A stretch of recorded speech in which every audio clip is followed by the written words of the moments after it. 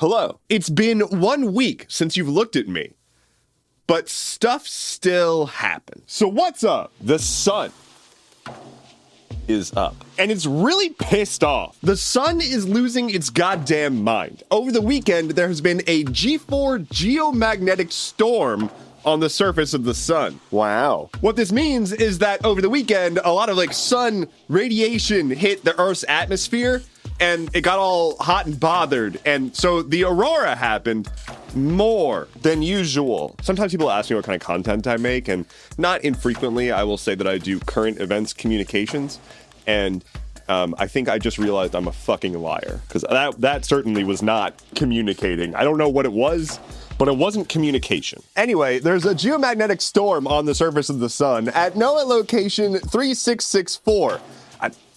I was surprised myself. Now, this splotch on the surface of the sun is causing the aurora to be visible far further south than usual, which is pretty neat. It's neat because the aurora is pretty cool.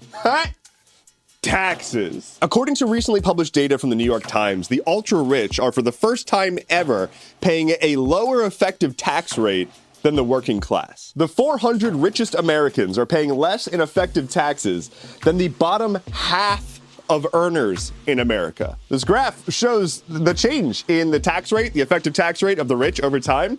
Notice how it only goes down, and I wonder what happened in the 80s, that huge dip. I guess we'll never know. It was Reagan. Thank fuck he's dead. So yeah, we've just been kind of cutting taxes for the rich for my entire life. Could be time to change up the strat. What do you think? I think it's really cool how I've been told for my entire life that if we just keep cutting these taxes on the rich, things are gonna get better. And things get materially worse every year. But it's because we're still taxing the rich. If we just got rid of those taxes, you could finally be happy. It's pretty wild to think that a small contingent of ultra-rich people have a vested interest in convincing a percentage of poor people that it's in the poor people's best interest for the rich people to be rich. They don't need to convince everyone, just enough that it's harder for people who don't want the world to work that way to change things. That was my soapbox for the day. Weird how this keeps happening.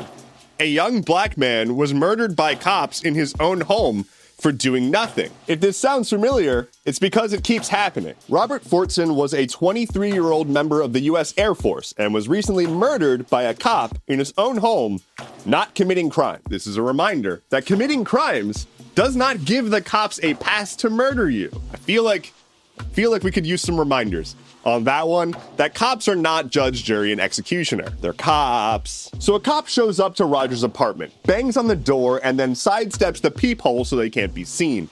Bangs on the door again after there's no response, kicks in the door, sees Roger standing there, and shoots him dead. From inside the apartment, Roger was on the phone with a video call with someone when he heard a knock at the door. He went to go look through the peephole and didn't see anyone there.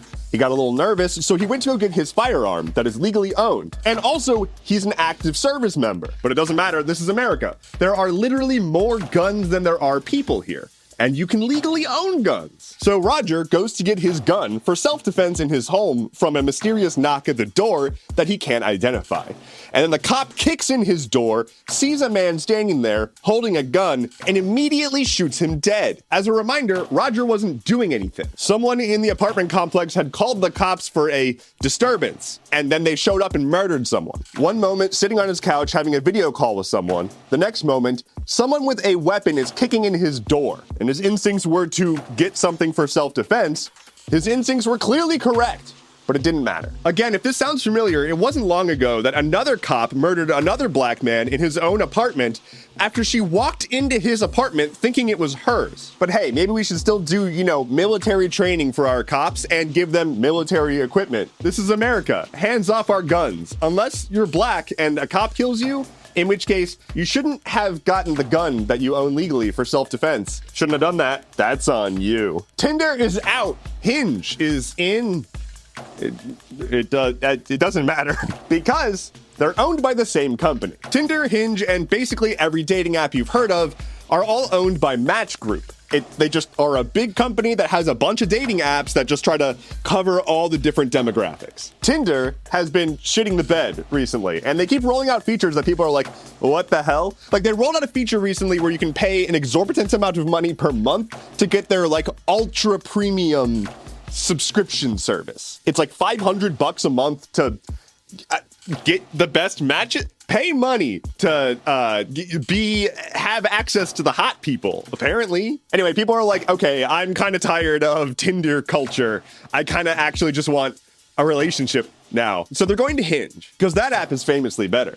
But in the past year, we've seen a drop in Tinder usage, about 10%, and a growth in Hinge usage, like 30%. Tinder is still far bigger than Hinge, mind you.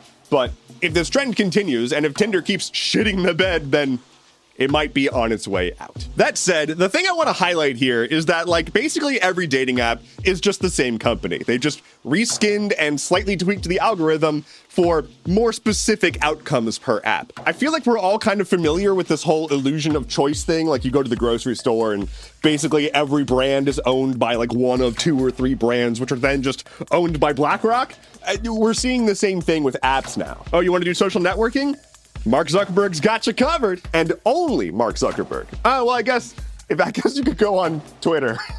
Gaming. A Black Lotus Magic the Gathering card has sold for $3 million. That can buy you, and this is true, a sack of potatoes. Yourself some shepherd's pie. Nintendo has finally acknowledged that they're working on a Switch 2, or more specifically, a successor to the Switch is what they're calling it. It may not literally be a Switch 2. It does sound like there's going to be a lot of backwards compatibility with Switch games in your Nintendo account and whatnot. Like they've already said that. But they're not saying Switch 2. Knowing Nintendo, this can go one of 2 ways. It's either going to be called the new Nintendo Switch XL 2DSi, or it's going to be called like the Swatch. The Nintendo Swatch. Oh dear, it's not good today. Speaking of Nintendo, they are also following in Sony and Microsoft's footsteps in removing their integrations with Twitter. Their X. I'm not going to call it X. They removed their Twitter integration. You used to be able to share like screenshots and videos and whatnot directly to your Twitter account.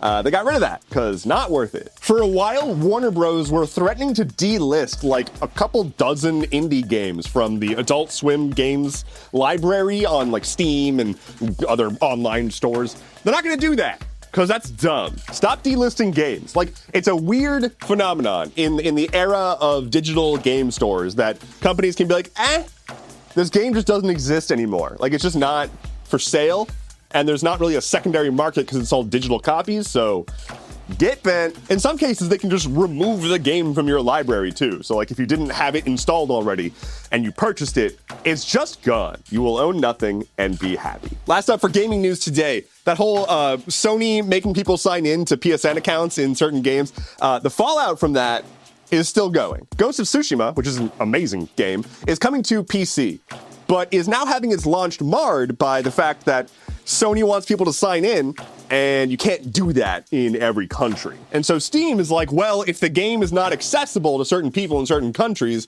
because they can't make an account to access certain parts of the game, then you can't sell it there. And so they've been refunding people who purchased the game in certain countries. I want to share a quick anecdote, which is that just like this past weekend, I enabled cross saves on Baldur's Gate 3 between my Steam Deck and PS5. Now, I did have to make a Larian account to enable cross saves, but because they actually are just trying to facilitate ease of use of their product and not just collect information on you, all you do is make a Larian account and then connect any accounts from the other places that you're playing the game, and you never have to log in after that. You boot up the game on whatever platform you're playing on, and if you've linked to that account already, Larian's just like, oh, cool, yeah, we know, we got you. You can cross-save, it's no problem. No, sign in here and accept our terms of agreements and buy a subscription for your Larian Sync Pro account and lightning round. Among all their other ongoing issues, Boeing had to scrap a Starliner ship launch. Boeing makes spaceships, apparently? But they've got the Boeing Starliner, and its launch was scrapped because of a, you guessed it, faulty part. Apple has a new iPad Pro with a new chip, the M4 chip, and it's their fastest chip ever. And they put it in an iPad, and it's still an iPad. The Boy Scouts of America are now just called Scouting America. And apparently they're going to allow gay people and maybe girls. TikTok is suing the US over the US's attempt to ban TikTok. That lemonade that Panera put out that kills people they're getting rid of it. Elon Musk's brain implant company Neuralink has implanted their first chip into a human brain, and it has like partially come back out. Like it's like detaching. It worked for a little bit, and then it detached. Researchers have used machine learning to decode whale sound, so we can potentially listen to whales talk to each other now. Like, yo, how are you? I have concerns about the general movement of our society. That's a bummer. That's me being whales, so. Critical Role is launching their own version of basically Dropout called Beacon.